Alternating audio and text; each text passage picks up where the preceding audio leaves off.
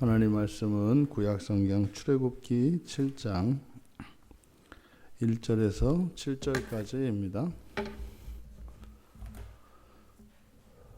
우리 같이 한 목소리로 함께 읽겠습니다. 여호와께서 모세에게 이르시되 볼지어다 내가 너를 바로에게 신같이 되게 하였은즉 내 형 아론은 내 대언자가 되리니 내가 내게 명령한 바를 너는 내 형 아론에게 말하고 그는 바로에게 말하여 그에게 이스라엘 자손을 그 땅에서 내보내게 할지니라.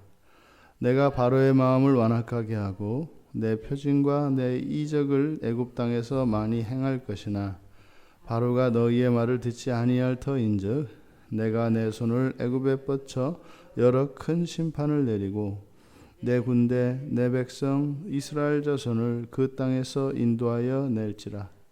내가 내 손을 애굽 위에 펴서 이스라엘 자손을 그 땅에서 인도하여 낼 때에야 애굽 사람이 나를 여호와인 줄 알리라 하시매 모세와 아론이 여호와께서 자기들에게 명령하신 대로 행하였더라. 그들이 바로에게 말할 때에 모세는 80세였고 아론은 83세였더라. 아멘. 여호와께서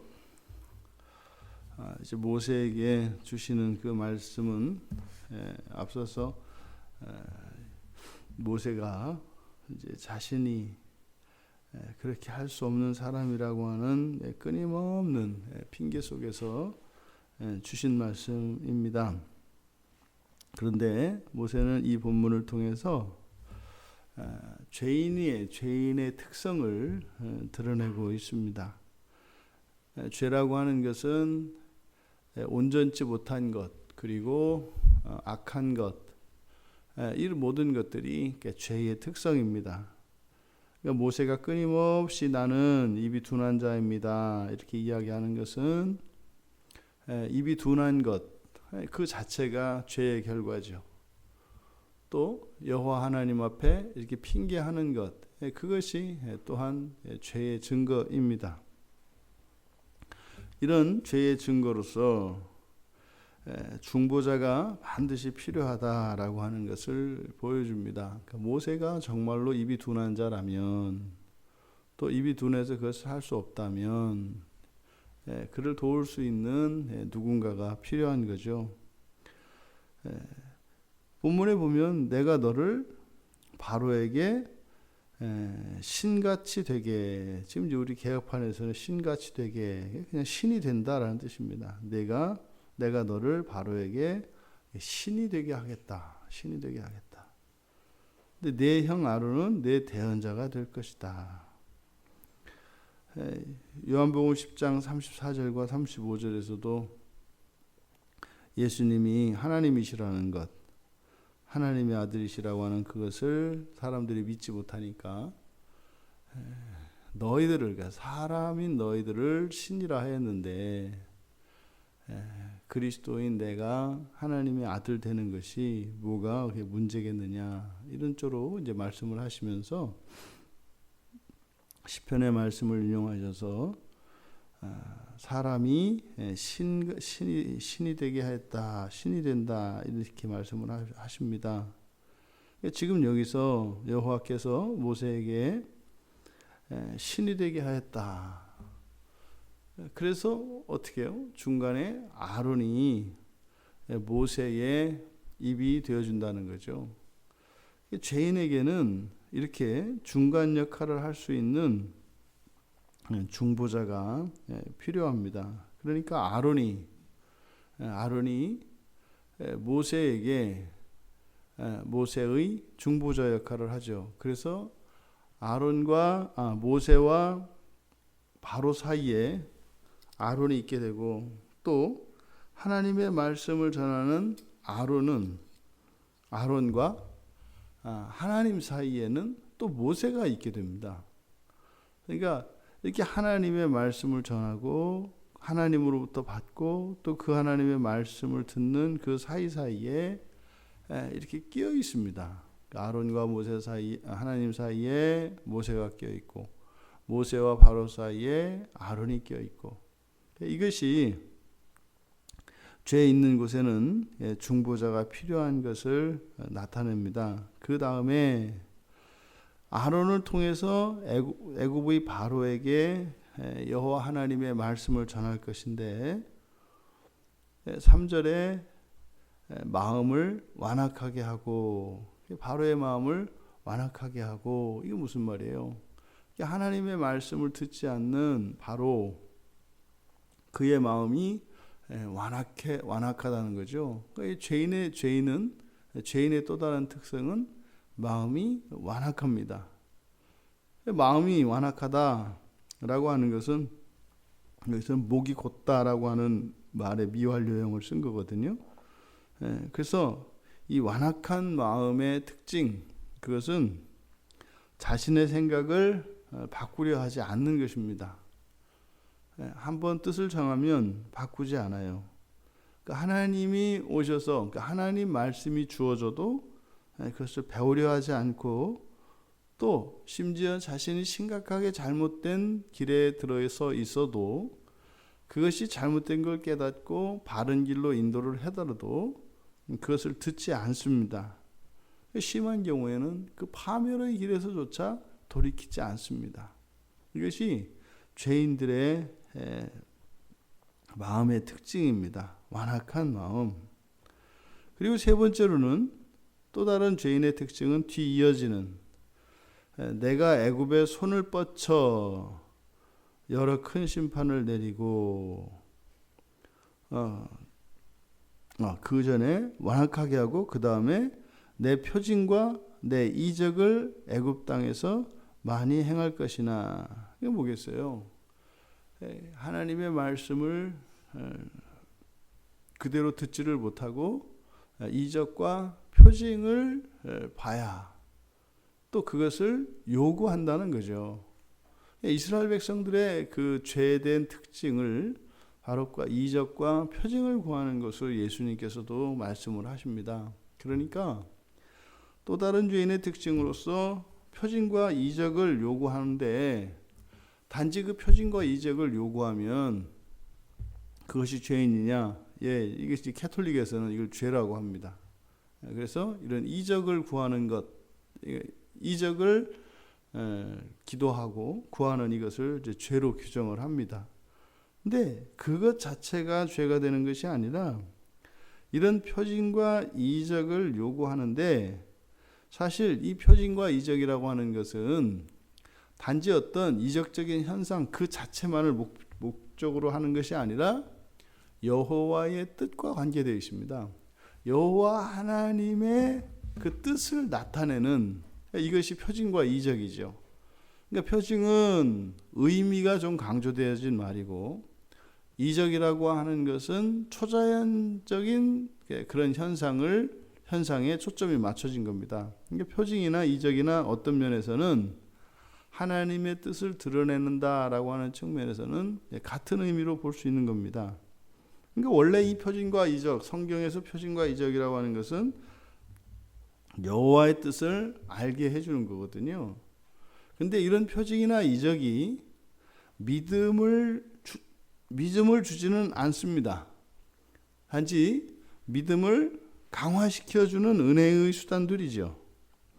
그러니까 믿음이 이런 표징과 이적을 만나면 믿음이 강화되는 효과가 있습니다. 그러니까 아주 작은 믿음이라도 있는 상태에서 이 표징과 이적을 보았을 때 믿음이 강화되지, 전혀 믿음이 없는 상태에서는 이 표징과 이적이 그런 효과를 나타내지 않습니다.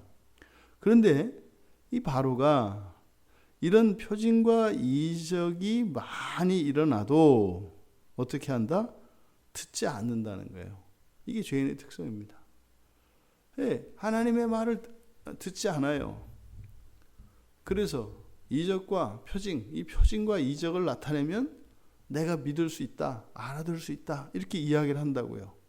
근데 그것이 일어나도 믿지 않는다 이 말입니다. 그걸 알아듣지 못해요. 근데 어떻게 애굽의 손을 뻗쳐 4절 중간에. 그리고 5절의 시작에 손을 펴서, 손을 뻗치고 손을 펴고, 이것은 하나님께서 직접적으로 개입하시는 것을 이렇게 이제 나타내는, 묘사하는 장면입니다. 여호와께서 직접 손을 대신다. 여호와께서 직접 손을 대셔서 이스라엘 백성들을 인도에 내리시고 또 애굽 사람들은 심판하시고, 직접 하나님께서 손을 대시면 비로소 그때야 하나님을 안다. 이 안다는 야다라는 말이죠. 야다는 경험적 지식을 말합니다. 근데 보십시오. 하나님이 직접 손을 대서 이스라엘 백성들을 구원해내고 애굽 사람들을 심판하셔서 하나님을 알게 되었다면 결국 애굽 사람들은 하나님을 아는 것이 무슨 의미로 다가와요? 심판입니다. 마지막에 가면 모두 하나님을 알게 됩니다. 모두 다 알게 됩니다. 모두 다 하나님의 권능과 영광을 보게 될 것이고 믿게 될 것입니다. 어느 누구도 예외가 없습니다. 하나님이 직접 손을 대시고 심판하시는 그 순간에 가면 모두 다 하나님을 알게 되고 모두 다 하나님을 믿게 됩니다. 그런데 말입니다. 그 순간이 되면 더 이상 이제는 하나님을 알아야 될 필요가 없어요. 다 알아요, 다. 이미 심판을 겪고 나면 다 안다 이 말이에요. 그때 되면 다 믿는다고요. 그 순간이 되면 하나님을 다 믿습니다. 예수 그리스도를 다 믿습니다. 모두 다 믿게 되어 있습니다. 왜요? 직접 겪게 될 것이니까요. 두 눈으로 보게 될 것이고 그 주상같이 엄하게 선포하시는 그 선고를 듣게 될 것이고요. 또 그 하나님의 공의가 실현되는 것을 자기의 몸으로 체험하게 될 것이기 때문에 모두 다 하나님을 알게 됩니다. 그런데 그 이전에 믿음을 가지고 있던 이들은 구원이라고 하는 영광스러운 하나님의 은총을 덧입겠고, 그때까지 하나님을 부인하고 하나님을 믿지 않았던 이들에게는 영원한 파멸을 보게 될 것입니다. 이것이 죄인의 비참입니다. 하나님의 말씀이 들려도 그것이 들리지를 않아요. 심지어는 표징과 이적이 나타나도 그것을 알아보지 못하고 거기에서 하나님의 영광을 보지 못합니다.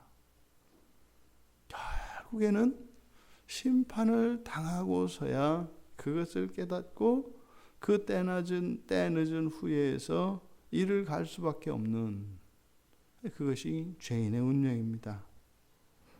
그런데 지금 여기에서 모세가 자신과 자신의 형인 아론의 나이를 밝혀요.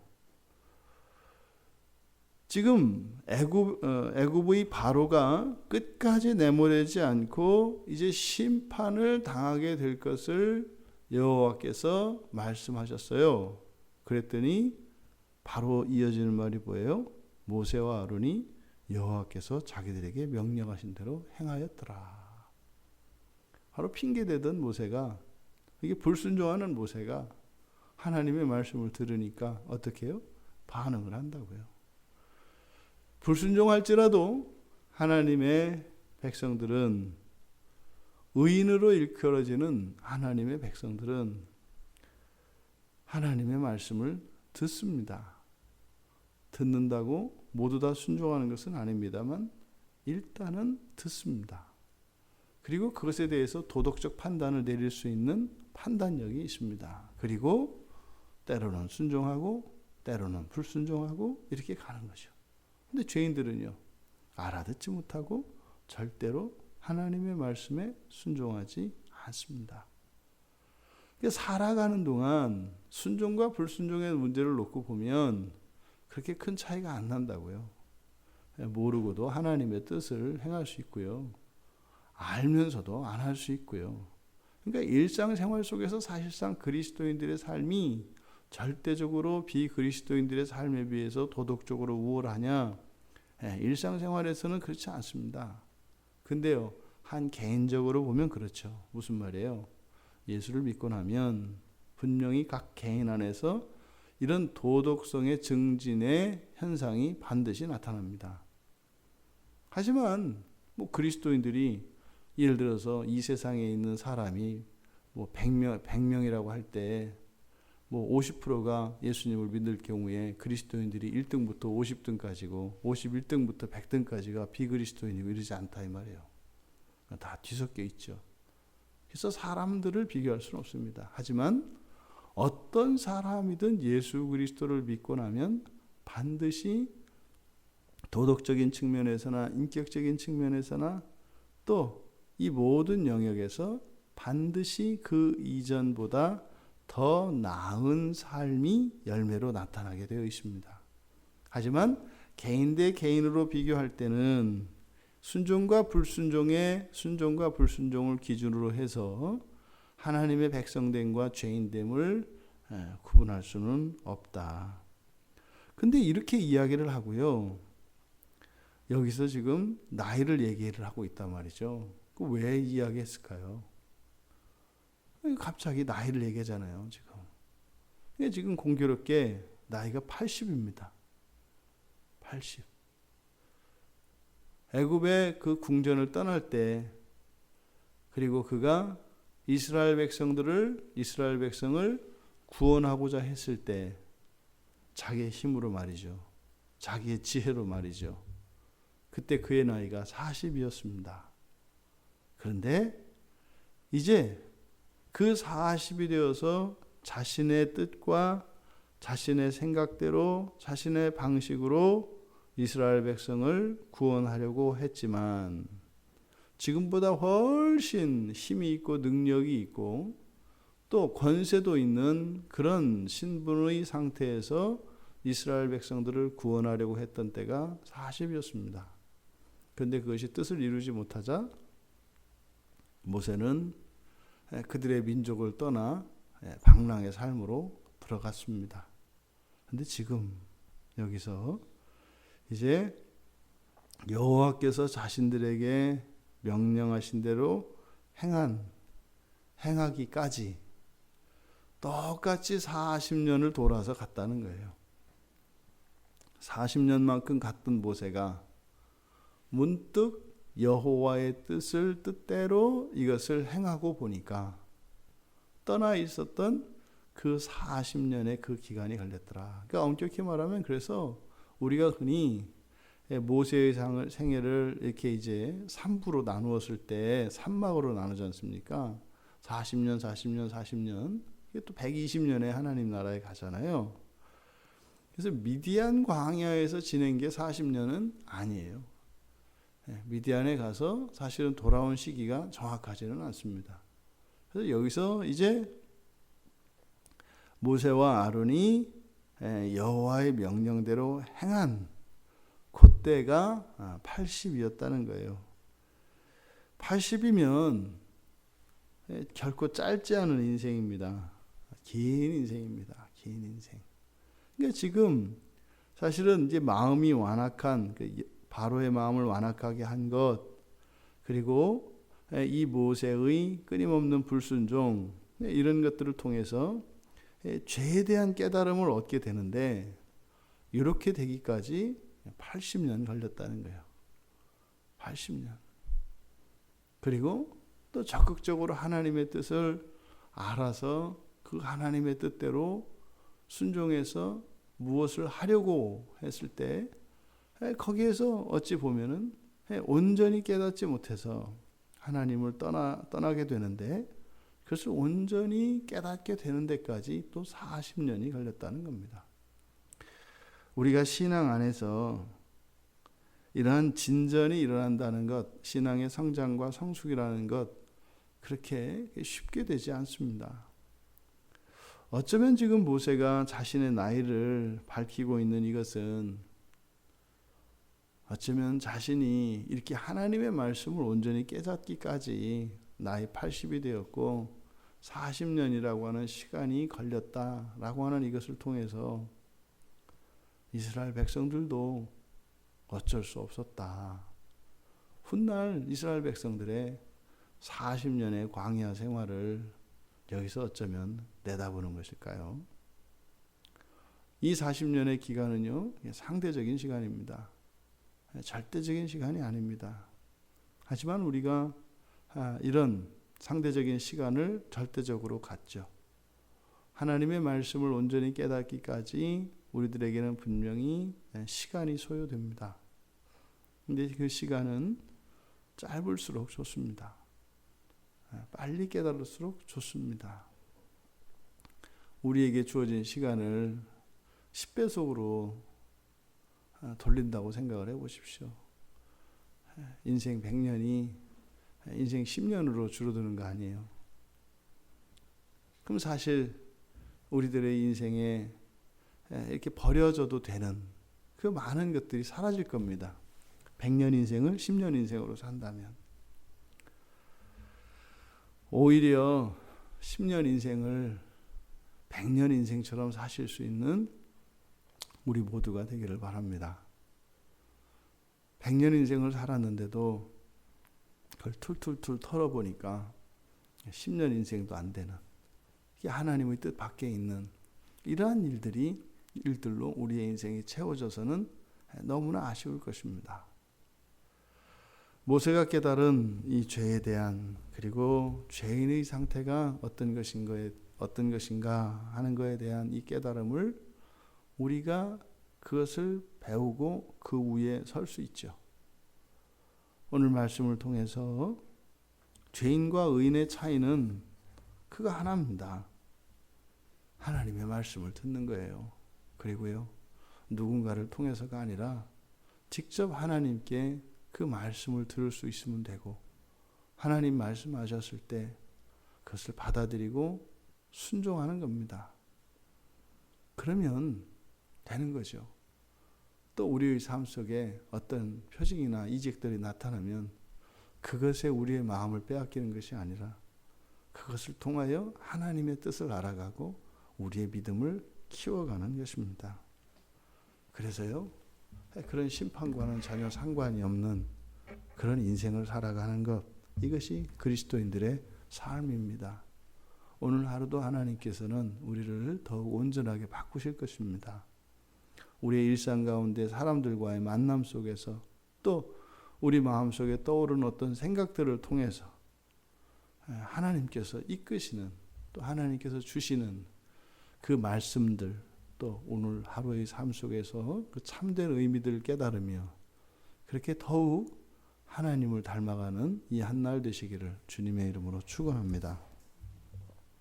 하나님 아버지, 이 세상을 살아가는 수많은 사람들 가운데 하나님의 백성이 되어 구원의 영광 안에 있는 사람과 그렇지 않은 사람의 차이가, 하나님의 말씀을 알아들을 수 있고 또한 일상생활 속에서 늘 하나님의 뜻을, 하나님의 마음을 깨달을 수 있는, 이것이 하나님 백성된 증거라고 하는 사실을 다시 한번 성경을 통하여 깨닫습니다. 언제나 저희들의 마음이 하나님께 열려 있어 저희들의 일상 가운데에서도 하나님의 말씀을 들을 수 있도록 도와주시고, 사소한 일들 가운데 또한 주변 사람과 이러한 자연 현상 속에서도 하나님의 마음을 읽어낼 수 있는 예민한 주의 백성들로 살아가게 하옵소서. 그래서 더욱 하나님을 닮아가는 복된 날 되게 하옵소서. 예수님의 이름으로 기도하옵나이다. 아멘.